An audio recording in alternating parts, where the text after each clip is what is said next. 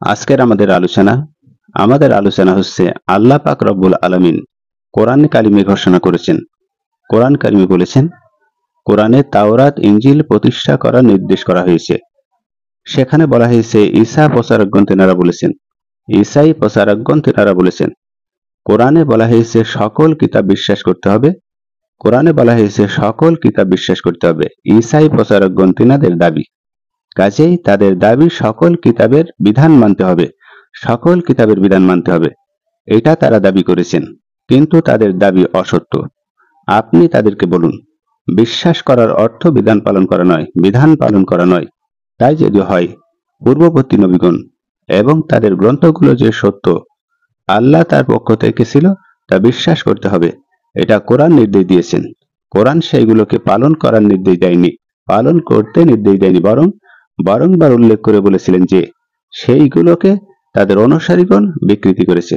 এটা বারংবার আল্লাহ কোরআনে কারিমে উল্লেখ করেছে যে সেইগুলোকে তাদের অনুসারীরা বিকৃতি করেছে। এই জন্য আল্লাহ তাওরাত ও ইনজিলের প্রয়োজনীয় বিধানগুলো কোরআনে কারিমে সংরক্ষিত করেছে, সন্নিবেশিত করে কোরআনকে সংরক্ষণ করেছে, সংরক্ষক বানিয়েছেন।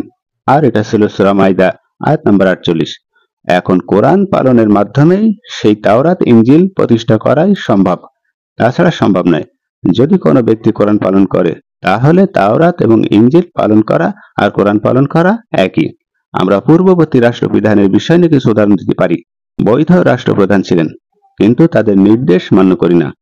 কেন করি না? বরং সর্বশেষ রাষ্ট্রপ্রধানের নির্দেশ পালন করি। তাহলে পূর্ববর্তী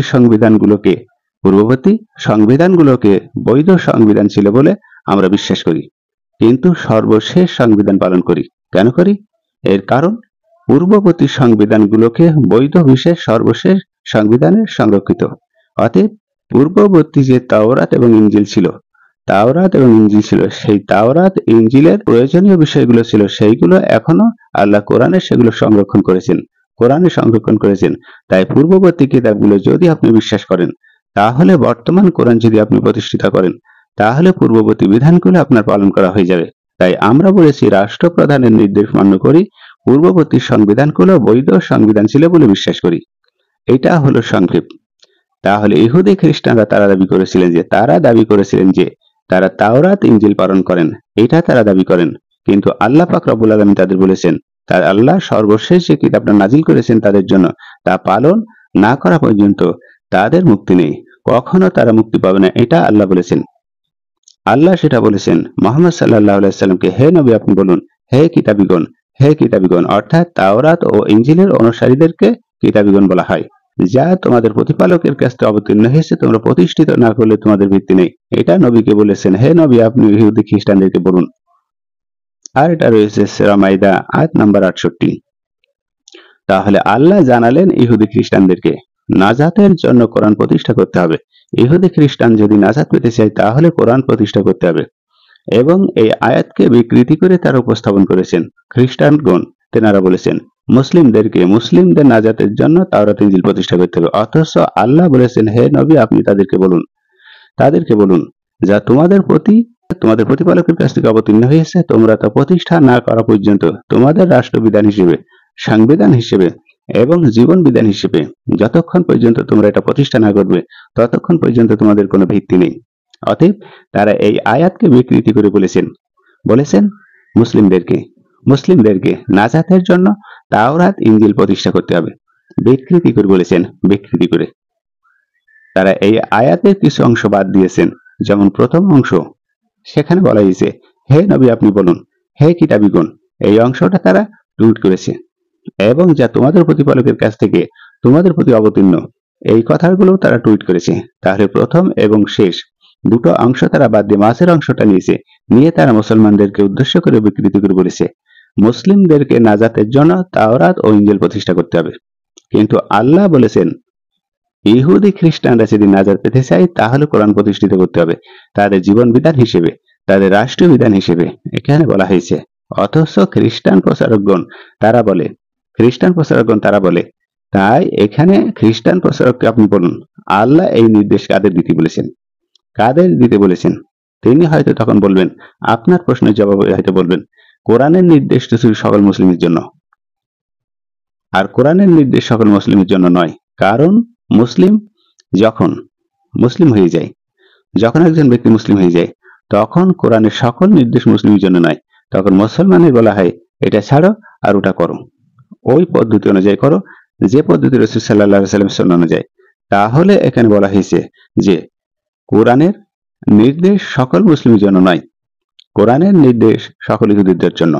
কোরআনে আল্লাহ কাফেরদেরকে নির্দেশনা দিয়েছে, বলেছেন হে নবী আপনি বলুন হে কাফিরগণ। ইহুদি খ্রিস্টানদেরকে নির্দেশনা দিয়ে বলেছেন হে নবী আপনি বলুন হে কিতাবীগণ। তাহলে এই সকল ক্ষেত্রে আল্লাহ তার মহান রাসূল সাল্লাল্লাহু আলাইহি সাল্লামকে যে নির্দেশ দিয়েছেন তা মুসলিমদের জন্য প্রযোজ্য নয়, তা মুসলিমদের জন্য প্রযোজ্য নয়। কিন্তু কাফের ইহুদিদের জন্য বা কাফেরদেরকে যা বলেছেন, কাফেরদেরকে যা বলেছেন তা মুসলিমদের জন্য প্রযোজ্য নয়। তাহলে কাফেরদেরকে যে নির্দেশ আল্লাহ দেয় সেটা মুসলিমদের জন্য প্রযোজ্য নয়। মুসলিম ওই ব্যক্তি যে আসলে ঈমান এনেছে এবং সৎকর্ম দিয়ে তা প্রমাণ করে দেখায়। মুসলিমদেরকে বলা হয় এটা ছাড়ো আর ওটা করো, আর কাফেরদেরকে বলা হয় তোমরা ঈমান আনো। তাহলে কাফেরদের নির্দেশ আর মুসলিমদের নির্দেশ আসমান জমির পার্থক্য। অর্থাৎ মুসলিমদের দায়িত্ব ইহুদি খ্রিস্টানদেরকে বলে দেওয়া যে তাওরাত ইনজিলের বিধান যদি তোমরা পালন করতে চাও, প্রতিষ্ঠিত করতে চাও, তাহলে বর্তমান কোরআনের অনুসরণ করতে হবে। কারণ তাওরাত আর ইনজিল তোমরা বিকৃতি করে ফেলেছো আর সেটা সঠিক অর্থ নেই। তাই আল্লাহ মুসলমানদেরকে বলেছেন মুসলমানদেরকে দায়িত্ব ইহুদি খ্রিস্টানদেরকে বলে দেওয়া তোমরা তাওরাত ইনজিল এবং কোরআন কায়েম না করা পর্যন্ত তোমরা নাজাত পাবে না, এটা বলে দেওয়া। আজকের আমাদের টপিক ছিল বন্ধুরা, কোরআনে আল্লাহ নির্দেশ করেছেন তাওরাত ইনজিল প্রতিষ্ঠা করতে হবে, তাওরাত ইনজিল প্রতিষ্ঠা করতে হবে কোরআনের মাধ্যমে। অতএব কোরআন যদি আপনি জীবন বিধান হিসেবে, রাষ্ট্রীয় বিধান হিসেবে মেনে নেন এবং সেই ক্ষেত্রে প্রয়োগ করেন, তাহলে তাওরাত এবং ইনজিল উভয়টা প্রয়োগ করা সম্ভব। কারণ তাওরাত ইনজিল বিকৃত হয়েছে, কোরআন অবিকৃত অবস্থায় আছে। তাওরাত ইনজিলের সারসংক্ষেপ আল্লাহ কোরআনের ভেতরে সংরক্ষণ করেছেন। তাই ইহুদি খ্রিস্টানদেরকে আল্লাহ পাক রব্বুল আলামিন বলেছেন, মুসলমানদেরকে বলছেন তাগিদ করে, হে মুসলিমরা তোমরা ইহুদি খ্রিস্টানদেরকে বলো তোমরা তাওরাত এবং ইনজিল ও কোরআন কায়েম না করা পর্যন্ত তোমরা নাজাত পাবে না। আজকের আমাদের টপিক ছিল এটাই। ধন্যবাদ।